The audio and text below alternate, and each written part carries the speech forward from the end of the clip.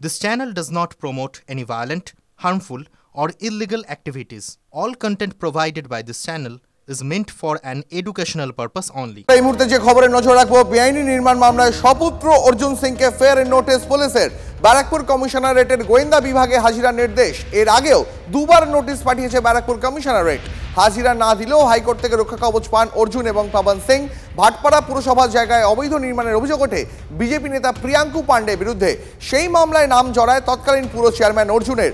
আরও বিস্তারিত জানতে কথা বলবো, সহকর্মী অনন্ত রয়েছেন টেলিফোন লাইনে। তার আগে আরও একবার আপনাদের জানিয়ে রাখি, আরও বিপাকে অর্জুন সিং। বেআইনি নির্মাণ মামলায় সপুত্র অর্জুন সিংকে ফেয়ার নোটিশ পুলিশের।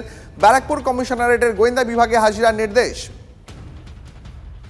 এর আগেও দুবার নোটিশ পাঠিয়েছে ব্যারাকপুর কমিশনারেট। হাজিরা না দিলেও হাইকোর্ট থেকে রক্ষা কবচ পান অর্জুন এবং পাবন সিং। ভাটপাড়া পুরসভার জায়গায় অবৈধ নির্মাণের অভিযোগ ওঠে বিজেপি নেতা প্রিয়াঙ্কু পাণ্ডের বিরুদ্ধে। সেই মামলায় নাম জড়ায় তৎকালীন পুরো চেয়ারম্যান অর্জুনের। আরও বিস্তারিত জানতে কথা বলবো, সহকর্মী অনন্ত রয়েছেন আমাদের সঙ্গে। অনন্ত, আরও বিপাকে অর্জুন সিং।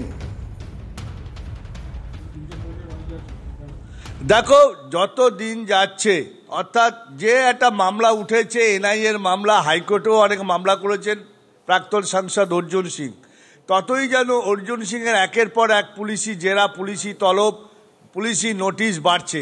আমার সাথেই প্রাক্তন সাংসদ অর্জুন সিং আছে।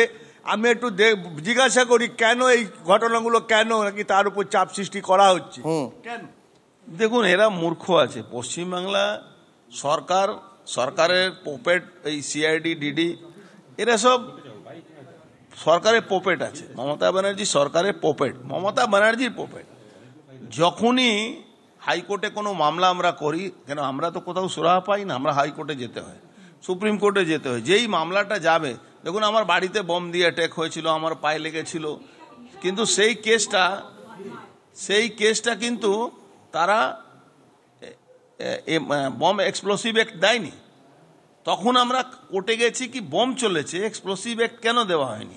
তারপরে এক্সপ্লোসিভ অ্যাক্ট হলেই এনআইএকে জানাতে হয়, এটা নিয়ম হয়েছে, কিন্তু সেটা করিনি। এবার যেই এখানে পার্থভৌমিক, সোমনাথ শ্যাম মতন লোকেরা ফাঁসবে, যারা এই জগদ্দলের বিধায়ক লোহাচোর, এরা যখন ফাঁসবে, তখন এইসব নিয়ে এইসব চলছে। বলছি যে আপনার বিরুদ্ধে পৌরসভা থেকে কেস করা হয়েছে, যার তলব করছে ডিডি। আমি তো সেটাই বলছি, পৌরসভা কেস কখন করছে? 2018 সালে এই বাড়িটা সিসি অলরেডি দেওয়া হয়ে গেছে, তারপরে মামলা হচ্ছে 2025 সালে, আপনি 24 সাল লাস্টে। আপনি ভাবুন কি একটা চেয়ার কোনো কাজ করে গেল, সেই চেয়ার করে যাওয়ার পরে, সিসি পেয়ে যাওয়ার পরে এই মামলাটা 1 সেকেন্ড টিকবে? জায়গাটা কার? অদ্ভুত ব্যাপার আছে। এই জায়গাটা 90% জায়গা প্রিয়াঙ্কু পাণ্ডের নিজস্ব জায়গা, আর যে 10% জায়গা আছে এটা রেলের। বলি আমরা রেলের, অ্যাকচুয়ালি রেল যখন উঠে গেল তখন এই জায়গাগুলো সব কোম্পানির জায়গা, রেলকে তারা দিয়ে রেল লাইন নিয়ে এসেছিল। তখন এই জায়গাগুলো মালিক এখন কিন্তু ওই সেই কোম্পানি লোকেরা, যে মিলে রেল লাইনগুলো যায়, তারা কিন্তু মালিক তারা। কিন্তু এরা মূর্খ, জানে না, এদের কোনো আইডিয়া নেই। সিআইডি তলব করেছে আপনার ছেলে বিধায়ক, ভাটপাড়ার বিধায়ক পাবন সিংকে, কেন? 2020 সালে, 2018 সালে মামলা, 2020 সালে ডেকেছিল, গিয়েছিল পবন সিংকে।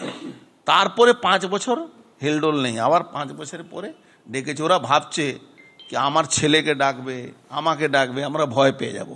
মূর্খ আছে এরা। একই সাথে পিতা পুত্রকে 2 জায়গায় পুলিশের তলব, তার মানে আমাদের থেকে ভয় পাচ্ছে। এটাই তো আমাদের দরকার আছে, এটাই তো একটা কথা পরিষ্কার, অর্জুন সিং তিনি অভিযোগ করছেন যে এটা রাজনৈতিক প্রতিহিংসার বশেই তাকে ডাকা হচ্ছে। অনেক ধন্যবাদ তোমাকে।